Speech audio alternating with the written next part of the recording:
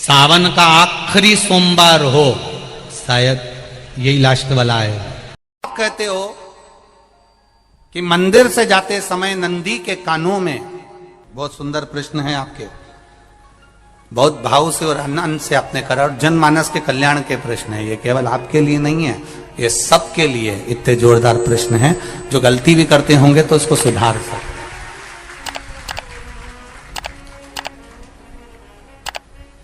आपने कहा कि नंदी के कानों में कहना चाहिए, लोग हंसते हैं, कहते हैं बताओ वो नंदी के कानों में भगवान को कहना चाहिए। वैसे तो हम आपको एक बात बता दें कि दुनिया के लोग किसी दूसरे धर्म की कभी हंसी नहीं उड़ाते। दुनिया के लोगों को दूसरे का धर्म अच्छा लगता है। दुनिया के लोग सबसे ज्यादा हंसी उड़ाते हैं तो हमारे सनातन धर्म की ही उड़ाते हैं, और जी खुद उड़ाते हैं, दूसरा उड़ाने वाला नहीं होता। दूर के ढोल हमें समझ में आते हैं, उसका धर्म हमें समझ में आ गया, उनके यहाँ क्या है, ऐसा है, आओ कुछ नहीं, उनके धर्म में ऐसा है, कितना आनंद हमें दूसरे के धर्म में लग रहा है, और हमारा सनातन धर्म हमको बुरा लगता है। हमारे सनातन धर्म हमें बुरा लगने लगा। अरे भाई, लोग कहते हैं कि नंदी के कान में कहते हो, ये कोई हमारे पुराणों में या शास्त्रों में लिखा है? भगवती बहन साहू, आपको धन्यवाद देना चाहूंगा और एक बात कहना चाहूंगा,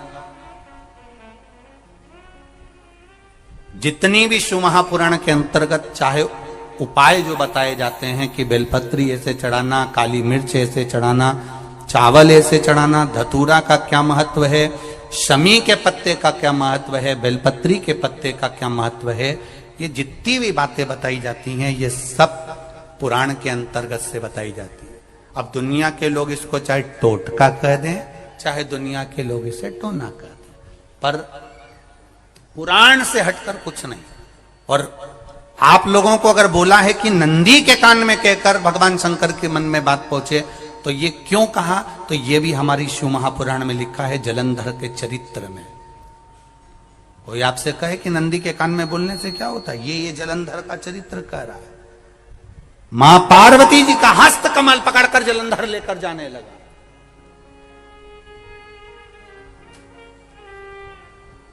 वृंदा का पति लेकर जा रहा।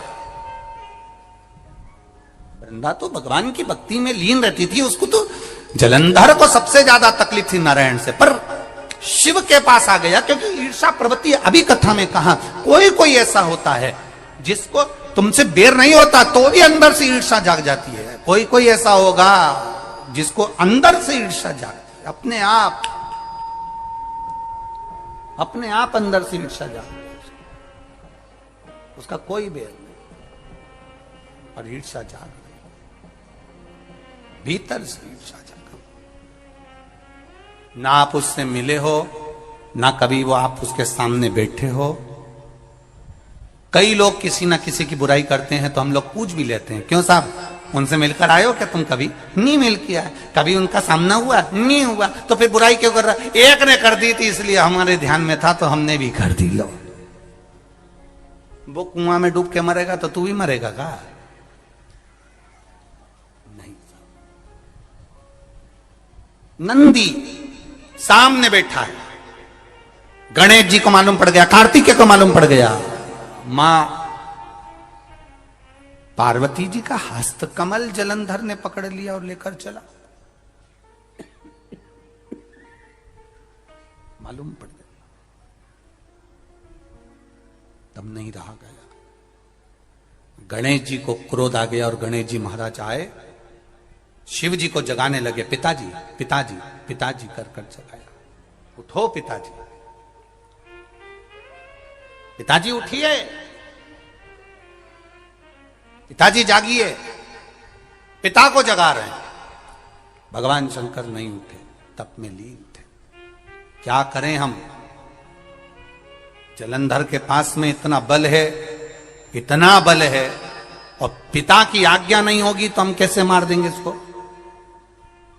मारने को तो हम मार दें, मां ने आज्ञा करी थी कि जलंधर उसको तारकासुर को मार दो, तो कार्तिकेय ने तारकासुर को मार दिया। शिव जी की आज्ञा नहीं तो हम इसको कैसे मारें? क्या करें? सब कुछ गणेश जी ने देख लिया, शंकर जी के ऊपर बहुत बहुत बहुत बहुत प्रार्थना कर कर देख ली, पर शंकर जी नहीं जागे। तब आखिरी में विनायक ने, गणेश ने, जितने लोग आस्था चैनल पर कथा सुन रहे हैं, जितने लोग फेसबुक यूट्यूब पर कथा सुन रहे हैं, इस बात को याद रखना कि नंदी के कान में कहने से क्या होता है वो ये इस कथा से सीख लेना। आखिरी में गणेश जी को लगा किसको कहूं, शंकर जी भी तप में हैं, नंदी भी तप में हैं, मैं किसको कहूं? शिव जी को कह के कर थक गया, पिताजी को बोल बोल कर थक गया, पिताजी जागते नहीं। अब मैं किसको कहूं ये बात, किससे कहूं?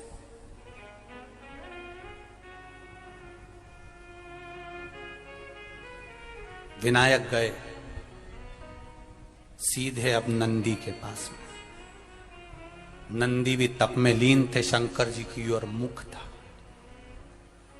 शंकर जी की ओर मुख था। गए और जाकर तुरंत विनायक ने नंदी के कानों में जाकर कहा, नंदीश्वर, मैया का हाथ पकड़कर जलंधर लेकर जा रहा है, पिताजी तप में लीन है, कृपा करिए ना। बस केवल नंदी के कान में कहा, गणेश जी दूर हट गए। नंदी के कान में कहा, शंकर जी के नेत्र खुल गए, शिव जी के नेत्र खुले। ध्यान देना जरा, इस शिव महापुराण की, आशुतोष शिव महापुराण की कथा, जो कथा यहां कही जा रही है, यह कथा पहले के चरित्रों में सुनने को नहीं मिली होगी। जरा ध्यान देना इस संवाद पर, जितने लोग आस्था चैनल पर, जितने फेसबुक यूट्यूब पर सुन रहे हैं। सनातन धर्म की हंसी उड़ाने वाले कह देते हैं नंदी के कान में कहने से क्या होता है, नंदी के सामने जाकर बोलने से क्या होता है, नंदी के पास बैठकर बोलने से क्या होता है, नंदी के पास बैठकर शंकर जी का मात्र दीदार करने से क्या होता है, दर्शन करने से क्या होता है। वो अच्छे से समझ लेना, जो लोग सनातन धर्म पर उंगलियां उठाते हैं वो अच्छे से समझ ले इस बात को।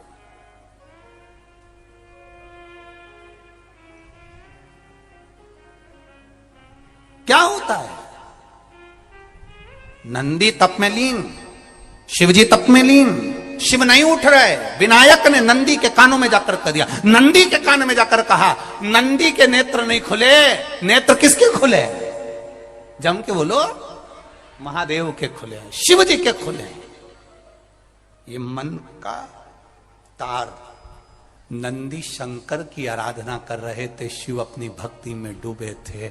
यहां कहा, यहां पहुंचा, जो दिल में था उस तक बात पहुंच गई। नंदी के दिल में शिव थे, तुम कहे, नंदी ने शंकर तक बात पहुंचा दी। वो सूत्र जो बंधा था दिल से दिल तक का, वो पहुंच गया। वो सूत्र जो दिल से दिल तक बंधा हुआ था, मन से बंधा हुआ था, खबर वहां तक पहुंच गई, खबर पहुंच गई। उसको जानो, लुटाइए, ये मौका मिला है आनंद का, दिल से प्रेम लुटाओ। नंदी से कहा, नंदी ने देवादिदेव महादेव से नहीं कहा। केवल नंदी आंख बंद कर बैठे थे, कहते से ही भगवान गणेश के शब्द शिव जी तक पहुंच गए। शिव जी के नेत्र खुल गए और उन्होंने जलंधर के पास पहुंचकर पार्वती जी का हस्त कमल छुड़वाया। जरा विचार करिएगा, आप नंदी से कहते हो मेरे महादेव तक बात पहुंच जाती है। आपको केवल नंदी से प्रेम से कहना है, नंदीश्वर मेरे बाबा, ए मेरे बाबा, आप रोज शिव जी को लेकर भ्रमण पर निकलते हो, मुझे बहुत दुख है, आप मेरे दुख को मिटाने के लिए मेरे दरवाजे पर क्यों नहीं आते। नंदीश्वर से कहा, शिव जी तक बात पहुंच जाएगी, शंकर के नेत्र आपके लिए खुल जाएंगे और महादेव आपके यहां खड़ा मिलेगा, मेरा महादेव आपके पास में खड़ा मिलेगा। आशुतोष महापुराण की कथा कहती है, लोग कहते हैं नंदी को कहने से क्या होता है, ये शिव तत्व की कथा आशुतोष शिव महापुराण कह रही है। कहा वहां तक पहुंचा, दिल से दिल का। जो भगवान नंदी के कानों में कुछ कहकर आते हैं, बोले हो कभी? सीधे बोल देते हो क्या जाकर? नंदी के कानों में कहने का भी एक तरीका है। आप लोगों को मालूम होगा वो तरीका, नहीं मालूम? ये बेलपत्री की जो डंडी रहती है ना, बीच का जो भाग है, ध्यान दिए ना जरा सा, ये बीच की जो डंडी है, फिर से देखिए, बेलपत्री के 2 पत्ते और उसके पास में जो बीच की जो डंडी का भाग है, दिख रहा है आप लोगों को?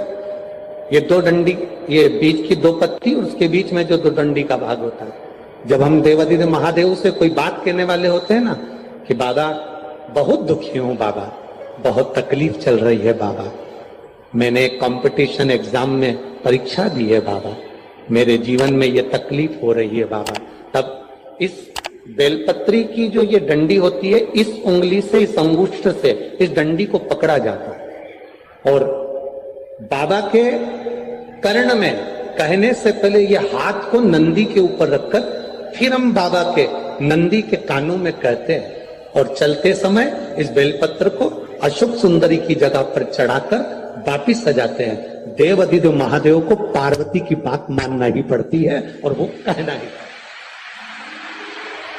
ये बेलपत्र की महत्व है। ये जितना फल एक बेलपत्र की पत्ती में, उतना की उतना फल।